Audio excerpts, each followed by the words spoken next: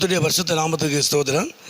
இன்றைய தினத்துக்கான தேவனுடைய வார்த்தையானது யோபு 13ஆம் அதிகாரத்திலே அந்த 15ஆம் வசனத்தை நான் பார்க்கும் பொழுது, அவர் என்னை கொன்று போட்டாலும் அவரை மேல் நம்பிக்கையாக இருப்பேன் என்று சொல்லி பார்க்க. அவர் என்னை கொன்று போட்டாலும் நான் அவர் மேல் நம்பிக்கையாக இருப்பேன் என்று சொல்லி வேதத்தில் வாசிக்கிறோம். யோபு சொல்லுகிற ஒரு காரியம். ஆகவே இந்த நாட்களில் கர்த்தர் மேல் வைத்திருக்கிற ஒரு நம்பிக்கை, அதாவது நீர் என்னை கொன்று போட்டாலும் பரவாயில்ல, உண்மையிலே நான் நம்பிக்கையாக இருப்பேன் என்று சொல்லுகிறான்.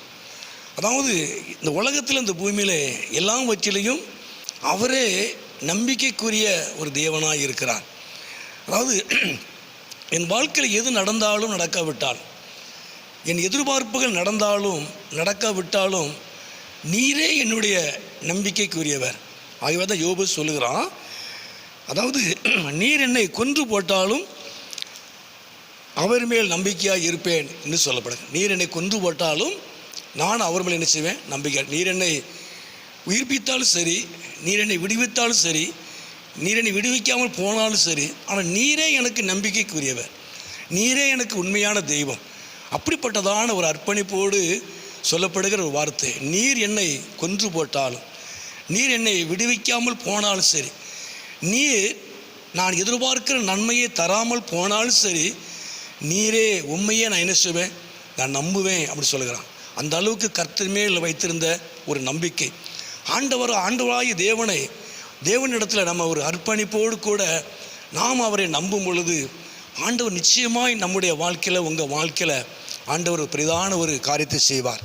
ஆகிய தானியலில் கூட ஒரு வசனத்தை நான் வாசிக்கும் 3ஆம் அதிகாரத்தில் அந்த 17 வாசிக்கும் பொழுது, நாங்கள் ஆராதிக்கிற தேவன் எங்களை தப்பு வைக்க வல்லவராக இருக்கிறார் என்று சொல்லிட்டு 18 அதாவது விடுவிக்காமல் போனாலும் நாங்கள் உம்முடைய தேவர்களுக்கு ஆராதனை செய்வதில்லை, நாங்கள் மற்ற தெய்வத்தை நாங்கள் வணங்குவதில்லை, நம்புவது இல்லை என்று சொல்கிறாங்க. கர்த்தருக்கு மகிமை உண்டு. அதாவது அவர் எங்களை விடுவிக்கிற தேவனாக இருக்கிறார், அவர் எங்களை விடுவிக்கிற தேவனாக இருக்கிறார். அப்படியே விடுவிக்காமல் போனாலும் நாங்கள் வேறு யாரையும் நாங்கள் நம்புவதில்லை, நாங்கள் வேறு எந்த தெய்வத்தையும் நாங்கள் ஆராதிப்பது இல்லை, இந்த தெய்வத்தையே நாங்கள் ஆராதிப்போம் என்று ஒரு அர்ப்பணிப்போடு சொல்லுகிற ஒரு காரியம். கர்த்தருக்கு மகிமை உண்டாவதாக. ஆனாலும் தேவன் அவர்களை விடுவித்தார்.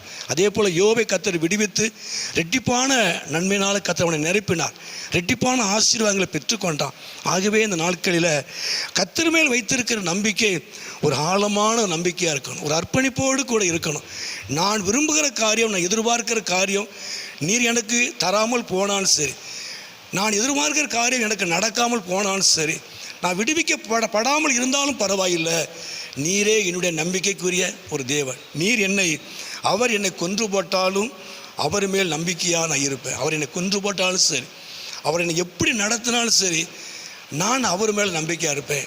கர்த்தருடைய நாமத்துக்கு ஸ்தோத்திரம். கர்த்தர் இந்த நாட்களில் நீங்கள் கர்த்தர் மேல் வைத்திருக்கிற நம்பிக்கையில் கர்த்தர் உங்களை அதிகமாய் அவர் ஆசீர்வதிப்பார். யோபை போல ரெட்டிப்பான நன்மைகளை பெறுவதற்கு கர்த்தர் உங்களுக்கு உதவி செய்வார். ஆகவே சகலத்திலும் கர்த்தர் உங்களை எல்லா விதமான பிரச்சனைகளுக்கும் போராட்டங்களுக்கும் எரிகிற அக்னி சூளை போன்ற எல்லா விதமான நெருக்கங்களுக்கும் அவர் உங்களை விடுவித்து அவர் நடத்துவார், அவர் நாமத்தை மகிமைப்படுத்துவார். கர்த்தர் மேல் ஒரு ஆழமான நம்பிக்கை இருக்கட்டும். உங்கள் நம்பிக்கை ஒருபோது வீண் போகாது. கர்த்தர் உங்களை சகலத்திலையும் ஆசீர்வதித்து அவர் உயர்த்துவார். ஜெபம். எங்களை அதிகமாக நேசிக்கிற நல்ல பிதாவே, அருமையான ஆண்டவரே, இந்த நேரத்துக்கு ஸ்தோத்திரம். ஆண்டவரே, இந்த சத்தத்தை கேட்டுக்கொண்டு அருமையான நம்முடைய பிள்ளைகளை, குடும்பங்களை கர்த்தர் ஆசீர்வதியும், உடைய நாமத்தை மகிமைப்படுத்தும்.